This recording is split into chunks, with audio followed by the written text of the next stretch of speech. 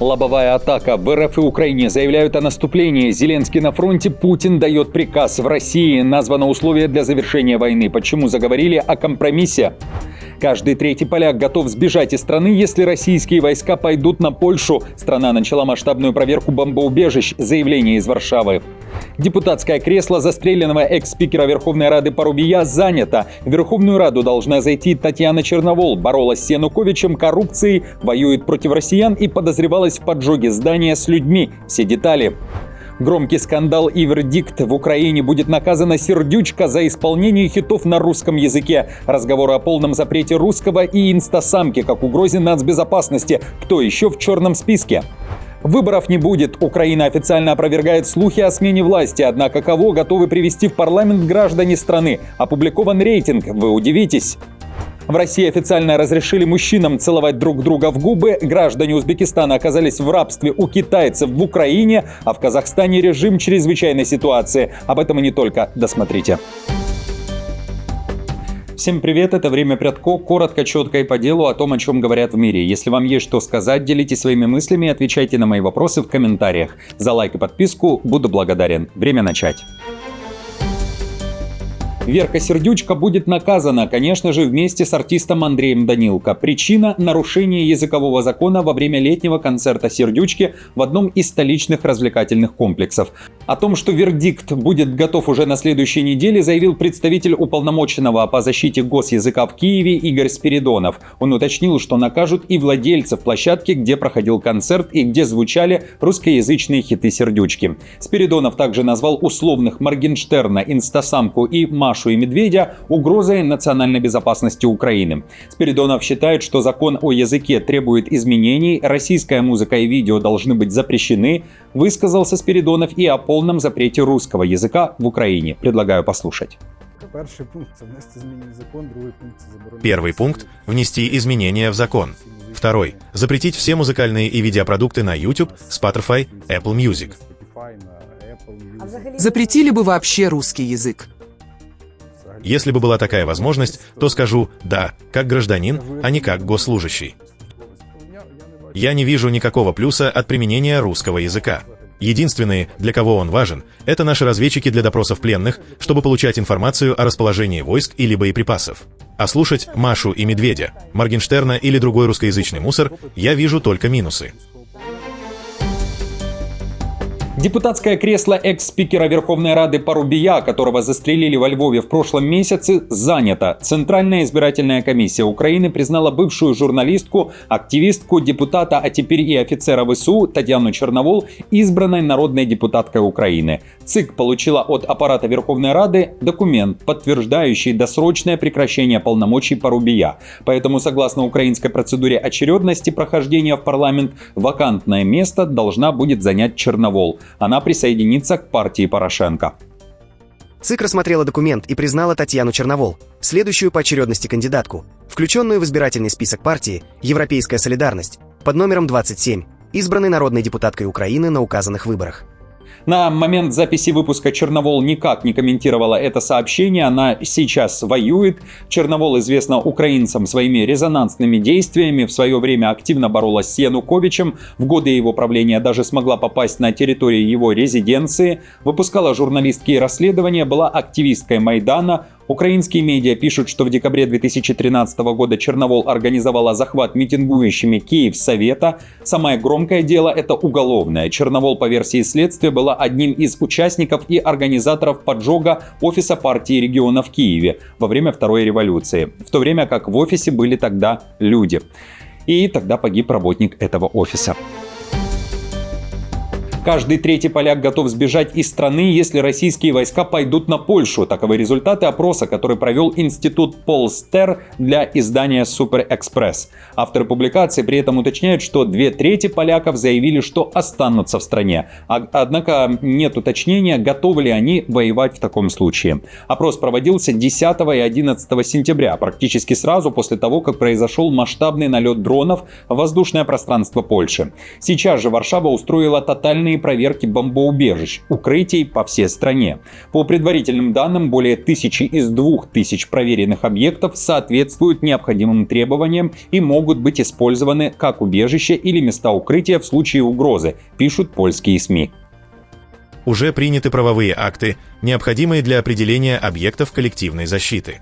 В частности, будут ремонтироваться убежища и укрытия под школами, так называемыми «тысячниками». Одновременно закон обязывает местные органы власти определять объекты, где возможно создание защитных сооружений, их количество со временем будет увеличиваться. Польские и украинские военные объединяются. В Киеве принято решение о создании совместной оперативной группы по беспилотным авиационным системам. Группа станет платформой для координации и разработки совместных инициатив. Об этом заявил украинский министр обороны Шмыгаль во время встречи со своим польским коллегой. Он уточнил, что центральным элементом этой группы станут совместные учебные программы.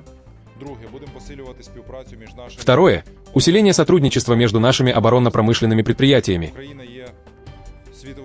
Украина является мировым лидером в сфере беспилотных систем, поэтому мы готовы развивать совместные проекты в области воздушных, морских, наземных дронов и роботизированных систем.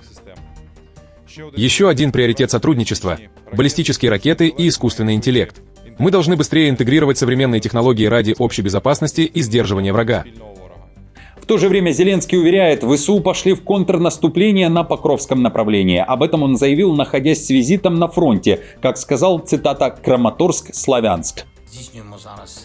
Проводим сейчас одну из наших контрнаступательных операций. Ребята молодцы. На Донецком направлении, в районе Покровска, в районе Доброполья. Жесткие бои, но удалось нанести россиянам ощутимые потери. В то же время российские Z-блогеры заявляют о продвижении и наступлении российской армии, также на Покровском направлении. В частности, уточняют о боях в самом Покровске. В то же время в Москве Путин сделал заявление: на линии фронта сейчас 700 тысяч российских военных. Часть из них должна оказаться впоследствии не в окопах, а на высоких должностях в российской политике. Путин отдал приказ. На линии боевого соприкосновения свыше 700 тысяч человек находится. Поэтому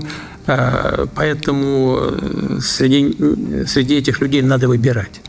Надо выбирать тех, которые хотят и склонны именно к такому виду деятельности.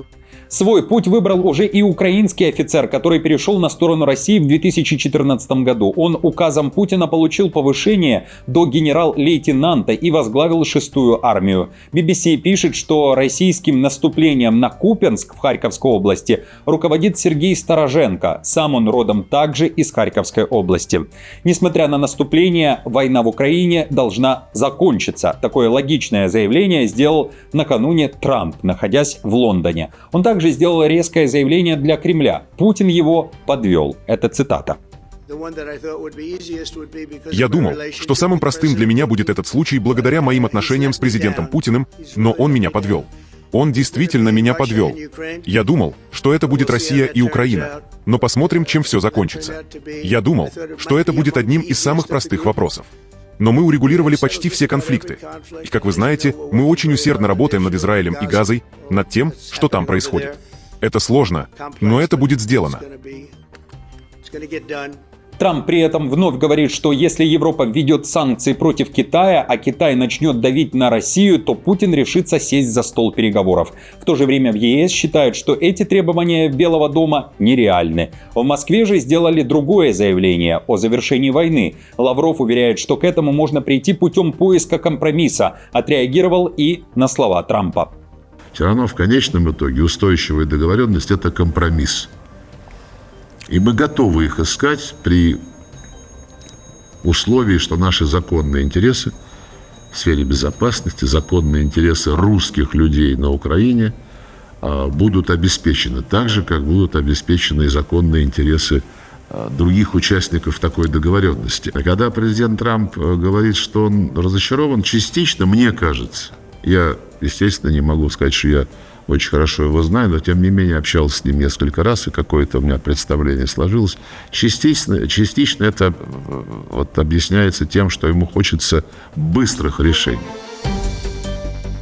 В Украине официально опровергли информацию, которая в последние дни активно обсуждалась в сети. Речь о возможных и скорых выборах, в частности парламентских. Верховная Рада продолжит свою работу в том же составе. В Центральной избирательной комиссии уверяют, что сейчас для выборов нет ни условий, ни денег. Ко всему в стране военное положение. Замглавы ЦИК Сергей Дубовик заявил, что в проекте госбюджета на следующий год на выборы не заложено ни копейки, хотя надо минимум 20 миллиардов гривен. Законодательство о военном положении четко говорит, что во время действия военного и чрезвычайного положения выборы не проводятся, а Конституция прямо указывает, что выборы народных депутатов в условиях военного и чрезвычайного положения проводиться не могут. Напомню, что тема выборов и смены власти – одна из обсуждаемых тем, которая часто освещается в медиа. В стране часто проводятся опросы по этому поводу. В конце августа украинская социологическая группа «Рейтинг» публиковала отчет о том, за какие партии проголосовали бы украинцы, если бы выборы состоялись в ближайшее воскресенье. Итак, в августе этого года настроения были такими. На первом месте партия бывшего главкома ВСУ Залужного. У нее могло бы быть практически 24% голосов. На втором месте блок Зеленского и 19,7%. На третьем партия Порошенко, Европейская солидарность, у него всего 7,5%. Далее в рейтинге партия Буданова и партия Азов.